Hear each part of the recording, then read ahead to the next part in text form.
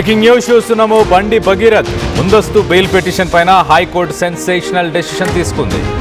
ప్రస్తుత పరిస్థితుల్లో బండి భగీరథ్ కు బెయిల్ ఇవ్వలేము అంటూ ఆ బెయిల్ అయితే మొత్తానికైతే పోస్ట్ పోన్ చేసేసింది. ముందస్తు బెయిల్ పైన అంటే యాంటిసిపేటరీ బెయిల్ పైన విచారణ వచ్చే వారానికి వాయిదా వేశారు. రాత్రి 9 గంటల నుంచి అర్ధరాత్రి 12 గంటల వరకు దాదాపు 3 గంటల పాటు సుదీర్ఘ విచారణ జరిపిన తర్వాత జస్టిస్ మాధవీదేవి భగీరథ్ పై యాక్షన్ తీసుకోకుండా రక్షణ కల్పించాలని పదే పదే అభ్యర్థించాడు భగీరథ్ న్యాయవాది నిరంజన్ రెడ్డి. ఆరోపణలకు అలాగే పోక్సో కేసులో నమోదు చేసిన సెక్షన్లకు పొంతన లేదు అంటూ న్యాయవాది నిరంజన్ రెడ్డి చెప్పుకొచ్చారు. పోక్సో చట్టంలోని కఠినమైన సెక్షన్లు 6, 12, 4 ఇలాంటి సెక్షన్స్ ఉన్నప్పటికీ గతంలో మధ్యంతర ముందస్తు బెయిల్ ఇచ్చిన సందర్భాలు ఉన్నాయంటూ ఇటు బండి భగీరథ్ లాయర్ నిరంజన్ రెడ్డి వ్యాఖ్యానించాడు. మరోపక్కన పోక్సో చట్టం కింద నమోదైన కేసుల్లో ముందస్తు బెయిల్ పొందే హక్కు లేదు అంటూ పబ్లిక్ ప్రాసిక్యూటర్ చెప్పుకొచ్చారు. సో దానికి సంబంధించి ఒక ట్వీట్ కూడా ఉంది. ఆ ట్వీట్లో మనం చూడొచ్చు, at this stage I'm not going to grant interim protection orders. Justice Madhavi Devi on Sai Bhagirath interim protection application in the POCSO case. Justice Madhavi Devi, I would like to pass orders by next week. మొత్తానికైతే ఒక వారానికి postpone అయింది. ప్రస్తుతానికి interim protection ఆర్డర్స్ని నేను grant చేయను అంటూ justice Madhavi దేవి చెప్పుకొచ్చారు. So మొత్తం మీద నెక్స్ట్ వీక్కి పోస్ట్పోన్ అయింది, చాలా క్లియర్గా అర్థమవుతుంది. దీనికి సంబంధించి మరింత డీటెయిల్గా మాట్లాడుకునే ప్రయత్నం చేద్దాం. ఇటు మా ప్రతినిధి ఇన్నారెడ్డి అందుబాటులో ఉన్నారు. ఇన్నారెడ్డితో మాట్లాడి తెలుసుకునే ప్రయత్నం చేద్దాం.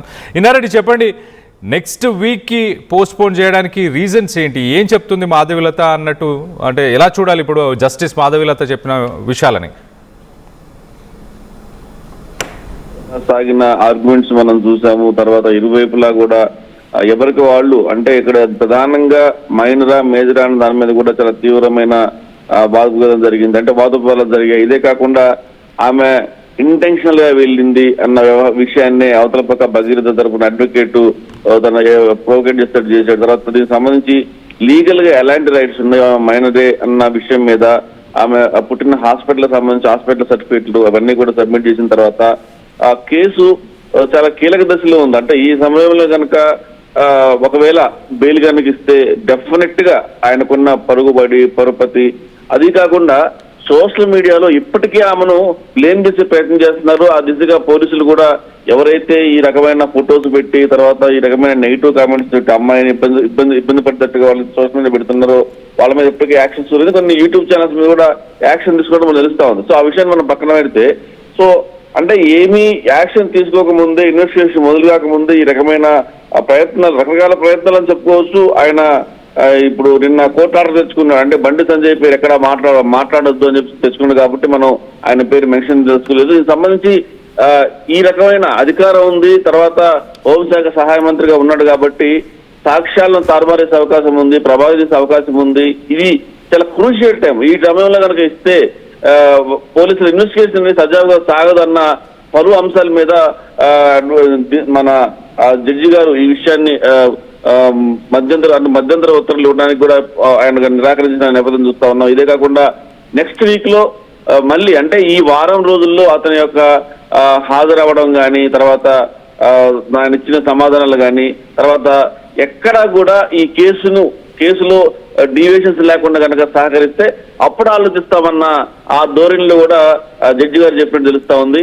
మొత్తం మీద ఈ వారం పాటు ఆయన యొక్క బిహేవియర్, ఆయన పోలీసులు సహకరించటము, తర్వాత ఎక్కడ కూడా ఇబ్బందికర పరిస్థితులు ఏర్పాటు చేయకుండా ఆమె పోలీసులు సహకరిస్తే మాత్రం దానికి సంబంధించిన రిపోర్ట్ తీసుకుని ఆ రిపోర్ట్ ఆధారంగా రెగ్యులర్ బెయిల్ ఇచ్చే అవకాశం ఉంది తెలుస్తా ఉంది.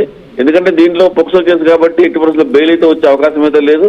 మరి చూడాలి, అంటే ఈ రోజు నుంచి కౌంట్ డౌన్ స్టార్ట్ అయింది భగీరథకు. ఆయన గనక హాజరయ్యి పోలీసులకు సహకరించి ఉన్నట్టుగా చెప్తేనే దీంట్లో ఆయన రిలాక్సేషన్ దొరికే అవకాశాలు ఉన్నాయని చెప్పేసి అడ్వకేట్ చెప్తున్న పరిస్థితి. మరోవైపున సోషల్ మీడియాలో ఎవరైతే ఈ రకమైన నెగిటివ్ కామెంట్స్ చేస్తున్నారో, నెగిటివ్ ట్రోల్స్ చేస్తున్నారో వాళ్ళ మీద యాక్షన్ గురైంది. కళ్యాణ్ ఇంకొక విషయం కూడా గమనించాలి.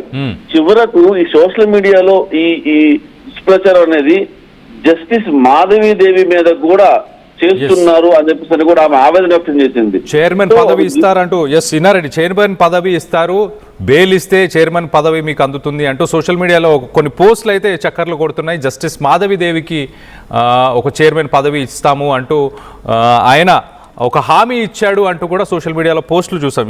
ఎగ్జాక్ట్లీ చెప్పండి ఇన్నారెడ్డి దానికి సంబంధించిన. సో అంటే చివరకు జడ్జెస్ ని కూడా వదిలిపెట్టకుండా సోషల్ మీడియాలో ట్రోల్ చేస్తున్నారు పోలీసులు. ఇమ్మీడియట్ గా అంటే ఎవరు ఇప్పుడు కళ్యాణ్ మనం ఒక విషయం గమనించాలి, ఎవరైనా సరే అనానమస్ పోస్టులు పెట్టాము నన్ను ఎవడు పట్టుకోలేడు, మనం గతం కూడా చర్చించుకున్నాం.